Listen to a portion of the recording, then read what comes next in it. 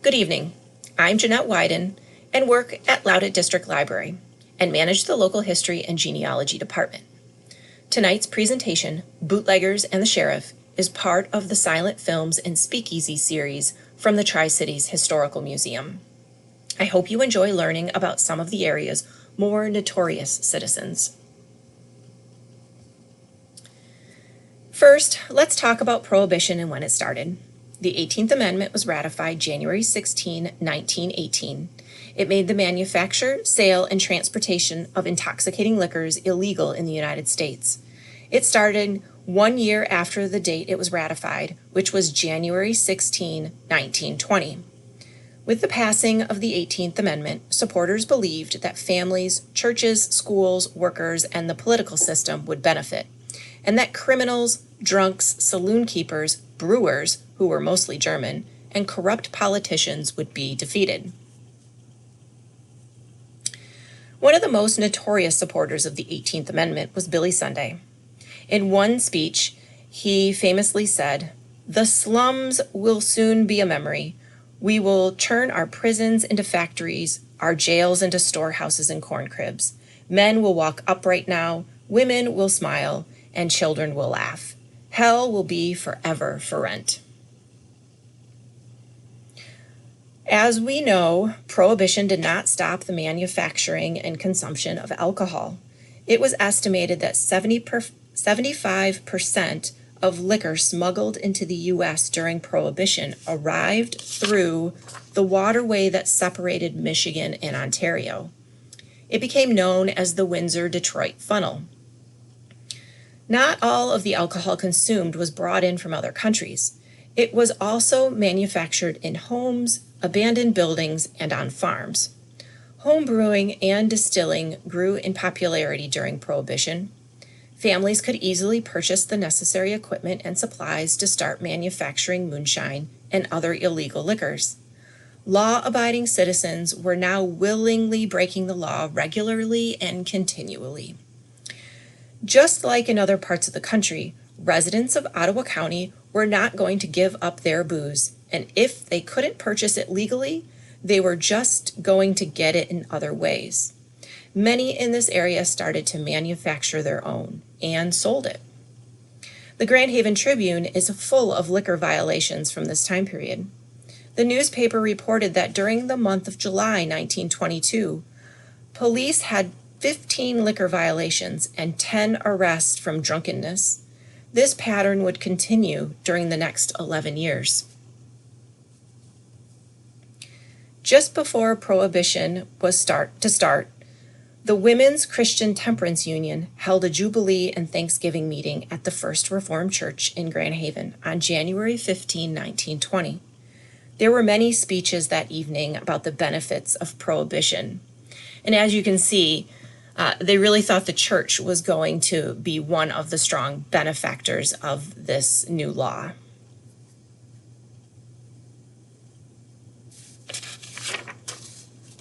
As I mentioned earlier, farmers started making moonshine. Here in Robinson Township, many farmers were known bootleggers. Making moonshine was one way to help support your family during the Great Depression. Alex Duda was one of those farmers who found himself in trouble numerous times. Alex's farm was raided for the first time on January 10, 1921. The sheriff found 4 barrels of mash, a boiler, a coil, and the stove with the fire still going. When they arrived on the scene, the boiler had been dumped but was still wet, and there was a strong smell of liquor in the area. The police questioned Alex's daughter. She claimed the mash was to feed the cattle, but it was obvious what had been going on. The sheriff also found moonshine in the house, hiding in a rolled-up rug. While waiting for his trial from his arrest in June of 1921, Alex was again arrested in April 1922 for violating the liquor law. He was sentenced on April 21, 1922 to 6 months to 1 year in Jackson. He was released on October 20, 1922. While Alex was in jail, his son-in-law, Adam Simeon, took over the family business of bootlegging. Adam was arrested for violating the liquor law. A neighbor, Charles Reese, witnessed Adam selling a man 2 quarts of moonshine and turned him into the authorities. In October of 1922, Adam pled guilty and was sentenced to 6 months to 1 year in Ionia and paid a $100 fine and court costs of $17.95. He was just discharged in April 1923. A little time in jail didn't stop Alex, and he was soon back to his old business. He got arrested again in September 1923 for violating the liquor law. The sheriff and his men raided the farm on September 19, 1923. Alex wasn't home at the time. His wife tried to hide the evidence and stop the authorities by destroying the evidence. However, several gallons of wine were discovered in an earthen cellar outside the home. 2 crates of beer were also taken. The beer gave evidence of its potency during the drive back into town when 1 bottle exploded all over the inside of one of the officers' cars. The sheriff felt sorry for Mrs. Duda and allowed her to stay home with her children as long as Alex and his wife turned themselves in the next morning at 9 a.m. By noon, they hadn't appeared, and the sheriff went looking for them. It was reported that the family left for Chicago. They were still in Chicago in 1930, but by the time Prohibition was over, they were back in Robinson Township on their farm. Next, I want to talk about Edward Fonz. Edward moved to Spring Lake from Grand Rapids around 1903. For many years, he operated the Central House, a hotel on State Street, which is now Savage in Spring Lake. On July 10, 1922, the hotel was raided at 9 p.m. Liquor was found under the bar. Since Prohibition, the bar had been converted to selling soft drinks. However, this must have been a cover for selling actual liquor. Edward was arrested and convicted on August 24, 1922. It only took 10 minutes for the jury to convict. Sufficient evidence showed that Edward Fonz, the proprietor, had been storing illegal liquor at the hotel. The court ordered Sheriff Forney to padlock the doors of the soft drink saloon. The locks had to stay on for 1 year. Fonz appealed the guilty verdict, and it went to the Michigan Supreme Court in mid-April 1923.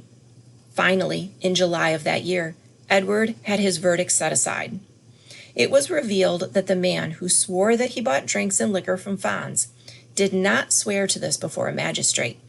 Also, the officer who searched the hotel secured the search warrant on information from another witness.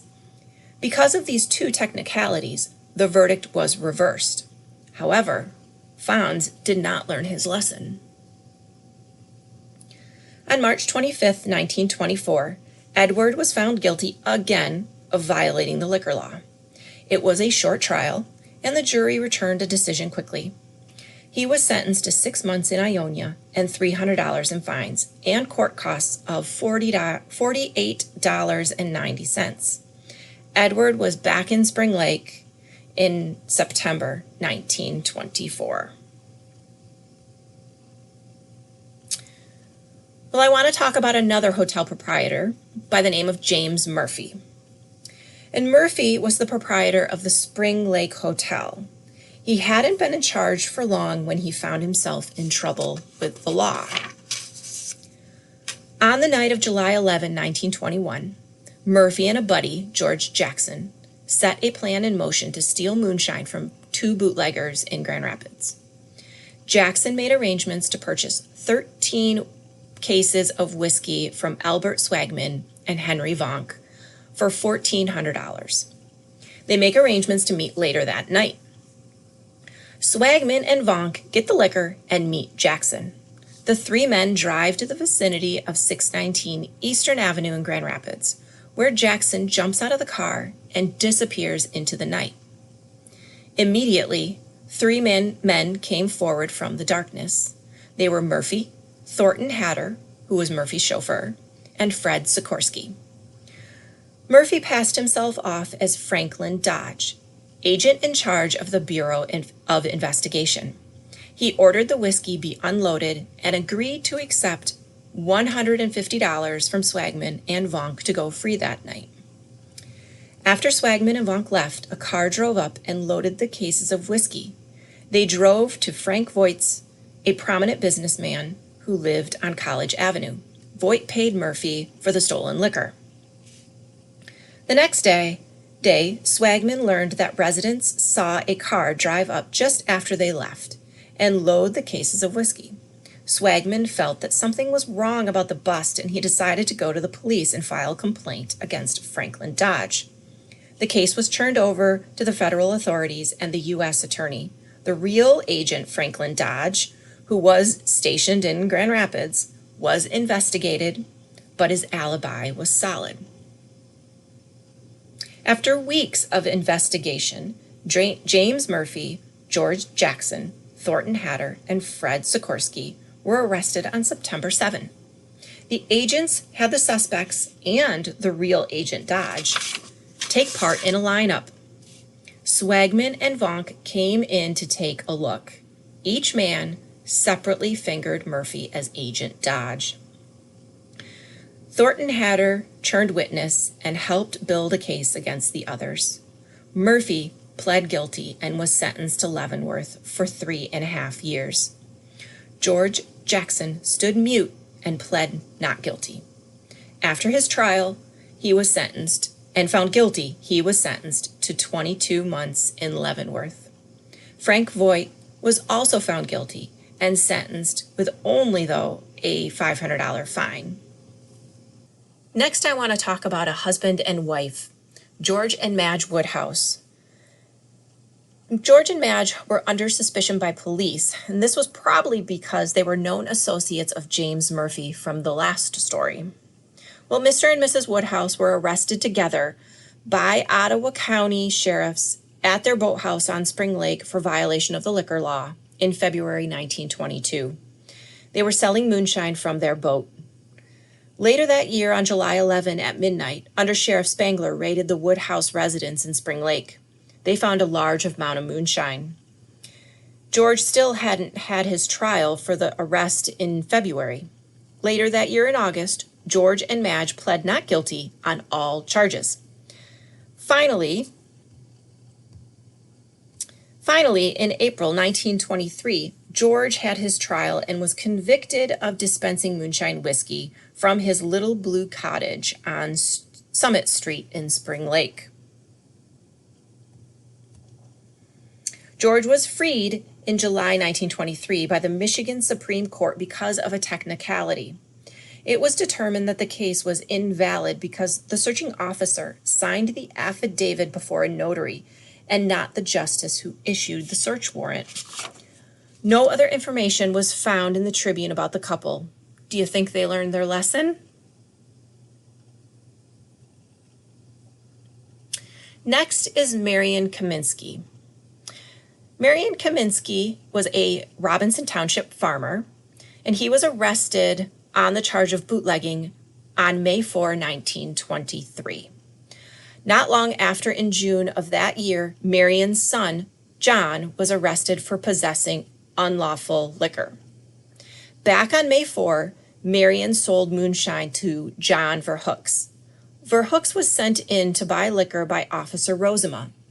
The officer waited across the street until Verhooks came out with the moonshine. The officer, with the moonshine in hand, arrested Marion. During the confusion, John Kaminsky took the bottle and broke it by striking the stove. Marion pled guilty on August 13, 1923. He was sentenced to 6 months to 1 year in Ionia.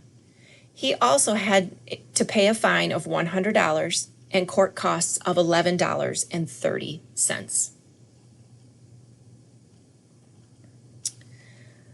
The charge against John Kaminsky of possession was dismissed by a circuit court judge.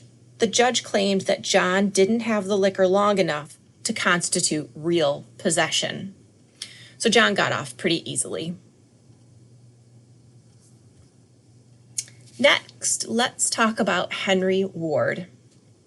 Henry Ward's name was listed on the March term in 1921 in the Ottawa County Circuit Court for liquor violation. Henry was found guilty. He appealed the case to the Michigan Supreme Court, alleging that the officer had no right to arrest him without a warrant.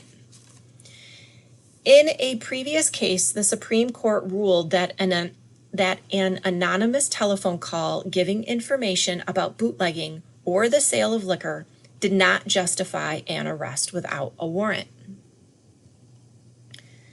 Henry was arrested without a warrant on information furnished by an anonymous call. However, Henry had been under suspicion for some time, and the chief of police had told his officers to arrest him if they had the opportunity. The police received an anonymous call which told them that Henry was boarding a railroad car at Spring Lake and was carrying a suitcase full of liquor. The officer stationed himself at the corner where Henry was most likely to get off and arrested him. The Supreme Court established that an officer had the right to arrest without a warrant if there was a reasonable suspicion and if the reputation of the man arrested was such that it pointed to his probable guilt. The court ruled that Henry was lawfully arrested and was guilty as charged. The court stated, "This fact, coupled with his reputation, caused the officer to be suspicious. Suitcases are often used for transporting liquor. When an officer makes an arrest without a warrant, it is always at his peril. Well, Henry's reputation was his downfall. He couldn't get out of this situation." Next, we have Jim Berghorst, who seemed to be in the wrong place at the wrong time. So sometimes a criminal just happens to be in the wrong place at the wrong time. In July of 1921, Sheriff Oscar Johnson was in Spring Lake looking for a suspected bootlegger when he happened upon Jim Berghorst. Johnson asked Berghorst if he could get his hands on any whiskey. Of course, Berghorst didn't know that Johnson was the sheriff. Berghorst said there was some Canadian whiskey around and he would be able to get some for the officer. When Berghorst returned, he brought some moonshine back and told Johnson that it was good stuff. Johnson asked him how he knew it was so good. Berghorst stated that he had made it, and he proceeded to tell the officer how he did it. Not very smart. Of course, Berghorst was arrested. Next, I want to talk about Sheriff Delbert Forney. This is one of my favorite cases. It is actually part of our Robinson Township cemetery tour. It's a very complicated case with a lot of people involved, but the sheriff is right in the center of all of it. Well, it starts with Earl Allen. Under the alias of Jack Alberts, he purchased land in Robinson Township for the sole intention of making and selling moonshine. In July of 1924, a real estate agent who sold the land alerted Sheriff Delbert Forney that a Jack Alberts would be coming to see him with a proposition. Suspecting this was some type of setup to test or to bribe him, Forney agreed to meet the man. Forney asked his undersheriff and wife to stand by and eavesdrop on the conversation. Sure enough, Jack Alberts cut right to the chase and offered the sheriff $500 for protection for the remaining few months of his term. After that meeting, Forney went straight to prosecuting attorney Miles, and a warrant was drawn up for Allen's arrest. He had been staying at the Franklin House in downtown Grand Haven and was publicly arrested outside of a restaurant on Washington Street. Well, let's give some background about the sheriff. Delbert Forney had quite the wild ride during his time as Ottawa County Sheriff. 2 years prior, in July of 1922, Sheriff Forney was running for a second term against Deputy Oscar Johnson.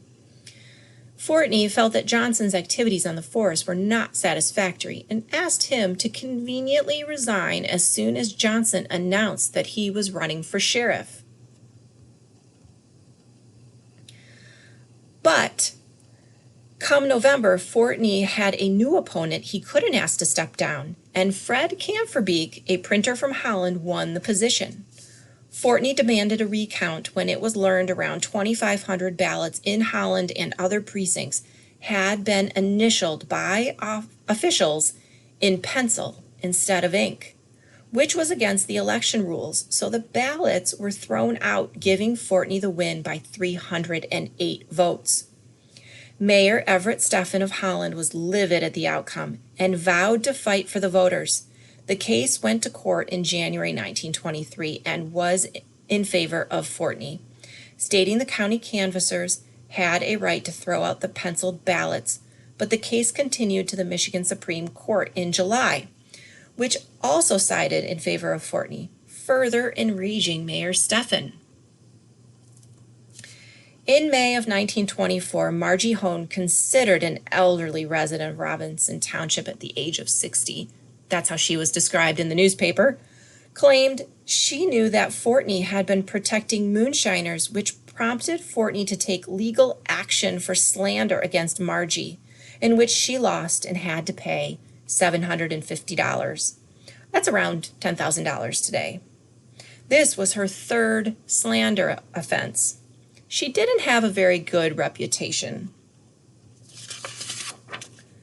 Forney had also learned that Stefan had some other prominent businessmen had hired private detectives to investigate if Forney and Prosecutor Miles were protecting Robinson Township bootleggers. According to Forney, the detectives were trying to pit Forney and Miles against each other and bribed each of the men in separate meetings to find out if they would take the money. Neither man did. As it turns out, Earl Allen, aka Jack Alberts, from the first part of this story, was one of the detectives who tried to trap Forney. On August 30, 1924, Stefan invited Forney to his office, and Forney claimed he was asked to churn on Prosecutor Miles. He refused and was told by Stefan to get out of his office. Forney then claimed he saw Stefan reach for his drawer and assumed he was getting a gun, so he attacked. Forney was a former boxer, and delivered blow after blow to Stefan's face. Stefan's son entered the room and attempted to stop Forney with a chair, but stopped when he thought Forney was reaching for his gun. Forney was arrested for assault, and the punches left Stefan with considerable nose and face damage, along with dizzy spells, which was most likely a concussion. The next month, the charges against Forney were dropped, much to everyone's shock. Stefan claimed he didn't want to see Forney jailed and felt better forgiving him for what he had done, but 2 months later, the charges were reinstated in October, and in December, he was found guilty and also charged with conducting his office in an unworthy manner. But Forney only had 2 weeks left as sheriff, so there was no point in having him formally removed from his office.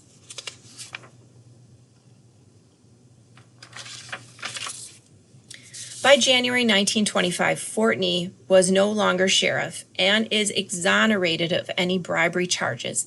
And a couple months later, in March, the assault case is dropped yet again by former Mayor Stefan.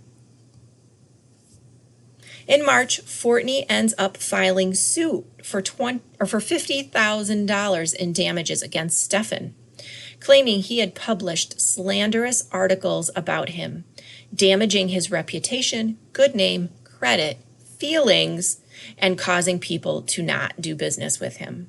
Forney lost the suit and requested a retrial, but was denied. The following year, Forney's attorney got the Michigan Supreme Court to review the case, but in April 1927, the Supreme Court ruled in favor of Stefan. Well, Forney didn't get a cent from his lawsuit. He soon moved out of the area. I imagine his reputation was permanently damaged by his actions, and he wasn't taken very seriously anymore. Well, Prohibition was over, and it lasted from 1920 to 1933. It caused an unexpected increase in organized crime with the illegal distribution of alcohol and creating infamous mob bosses such as Al Capone. By the end of the 1920s, Michigan citizens had enough. The government and police were unable to enforce prohibition laws, and there was an increase in crime. The campaign to repeal the 18th Amendment was gaining momentum. In February 1933, the U.S. Senate and House passed the constitutional amendment repealing the prohibition. The 21st Amendment was passed onto each state for its approval. On April 10, 1933, delegates to the Michigan Convention voted 99-1 to endorse the 21st Amendment. We were the first state to take this action. Well, thank you for joining me tonight. I hope you enjoyed this presentation. For more information about tonight's program, or if you want to start researching your own notorious family members, come see me at Loutit District Library. Have a good night and thank you.